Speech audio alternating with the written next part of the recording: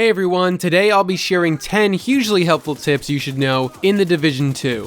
Whether you just jumped into the game or you've been playing for a while, there's going to be something useful in here for you. So, let's get right into it. Tip number 1, donate whenever possible. Donating items is the best thing to do with your old loot and junk. While deconstructing or selling your old stuff at vendors may be tempting, you're going to benefit so much more from donating goods to different projects. Completing projects will upgrade your settlements, and they'll reward you with XP, bounties, weapon blueprints, and weapon mod blueprints. The nice thing about these blueprints is instead of having to go out and find every attachment in the world, once you earn one from a blueprint, you can then craft them from within your base of operations, so long as you have the materials. And once you've unlocked an attachment, you can add that to any compatible weapon. They're also pretty important to have, especially for the endgame with a pretty substantial impact on gunplay. Fully modding a gun can completely change the way it plays, and that's why you want to donate as often as you can. You could just deconstruct all of the junk into crafting materials, but you'll have more than enough of those from playing the game later on. You'll also want to limit the amount of stuff you sell since you earn enough currency throughout the game. Your focus should be to finish more projects rather than hoarding more money. So donate everything you can first, then deconstruct the rest and sell any junk you have that may be extremely profitable. The next tip goes along with the last one. You can actually donate items from the map menu in the Projects tab instead of going back to a settlement every single time. Just slide left from your map menu and you'll be able to access and donate to all of your available projects and contribute materials and loot. To actually claim the rewards, you'll need to hop on over to the settlement, but it makes your life so much easier being able to work on multiple projects without having to return home every time you want to contribute. You can also use matchmaking features found in safe houses from the menu as well if you tab over to the right, which is very convenient. The third tip is to invest in the XP perks and inventory size perks as soon as you can. The XP perks, which start with the Headshot Accolade and end with the Survivor perk, really make a difference in how much XP you'll earn. Extra XP from headshots, multi-kills, environmental kills, weak point kills, and then the Survivor bonus all grant you lots of XP. And the Survivor bonus actually grants you a huge chunk for staying alive through the mission, either solo or with a team. I highly suggest unlocking all of these as soon as you possibly can, since they will make a huge impact on your leveling, and you have access to every single perk in the category, no having to wait until you're level 30. And when it comes to inventory sizes, upgrade them all. It is so useful to have a large inventory for crafting materials, armor kits, resources, and loot. The game really doesn't hold back when it comes to rewarding you with loot, so you're gonna need the extra space.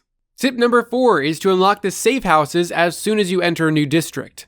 This might sound like a no-brainer, but it's very easy to get distracted when exploring the world. Safe houses are extremely helpful because they allow you to fast travel to them.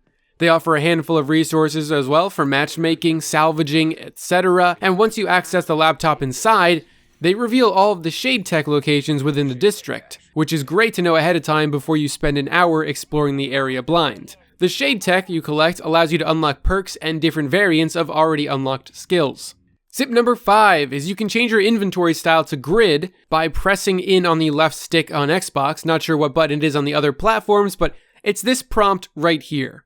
This will change your inventory to have more than one column, making it much easier to see all of your loot rather than having to scroll all the way down one giant list. This one is a small change, but one that goes a long way, especially with how much you'll be managing your loot. Bonus tip that some of you might already know is that you can mark items as junk and then deconstruct all of that junk at once. Instead of breaking down every single item individually, what I like to do is go through and mark everything that I won't be using as junk, and when I finish playing a mission or free roaming for a while, I'll open the projects tab and first donate all of the junk I can, and then whatever's left I'll sell a few items and then just deconstruct the rest with a click of a button. The game doesn't care if the item you're donating is marked as junk or not, so mark everything you won't use and save yourself some time when managing your inventory. I forgot to mention this earlier, but you can also sell trinkets that you collect in the open world. You'll see a prompt for selling them when you visit a shop vendor. Their only use is to get you currency, so don't forget to do that before your inventory fills up. Tip number 6 is to loot the underground areas often. Reason being is because there's a good chance that you'll not only find a ton of loot here, but that you'll come across special faction keys.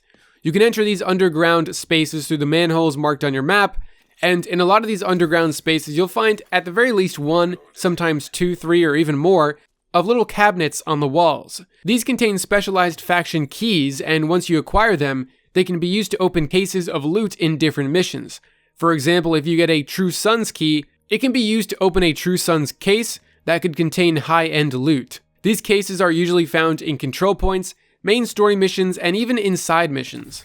If you want to maximize your endgame experience, you can hoard these keys until you reach the endgame, and then use them to get higher tier loot. But if you really don't care and just want to have a chance at getting cool stuff now, then go for it. Regardless of how you choose to play, don't miss out on these keys. Tip number 7 is there are some really valuable skills that can make a huge difference in clearing content solo and even as a team. And one of those skills is the Hive Reviver variant, which can revive your teammates and has the ability to revive you. This self-revive ability is huge when playing alone or if you end up far away from your team. This will be huge for difficult endgame content, and it's been a tremendous help in giving me a second chance on the battlefield. Do not pass this up. This skill is invaluable in every scenario. This should be something you unlock as soon as you possibly can. I'd even go as far to say this is the first skill you should probably unlock. Tip number 8 is to take advantage of disabling skills early to reduce their cooldown. This is extremely useful for things like turrets or drones that you don't need anymore. Instead of letting them get destroyed from their duration timer, you can manually disable them by holding down the same button you used to deploy them. This will mean you don't have to sit through the entire full length of their cooldown and can have that ability up even faster. This works for a good amount of the skills and is a great thing to know if you accidentally deployed something you didn't intend to. Bonus tip is that you get to decide how a skill functions. If you press down the button once, it will auto-deploy the skill, but if you hold down the button, you get a full manual control of where you want to aim and place it. For many skills, you can also aim and click the button again to direct your little robot companion to attack or heal a certain target. Tip number 9 is you can actually change a lot of things in the settings, one of those things being the move around corner speed. The default is set to slow, but if you bump it up to fast, it makes a pretty noticeable difference.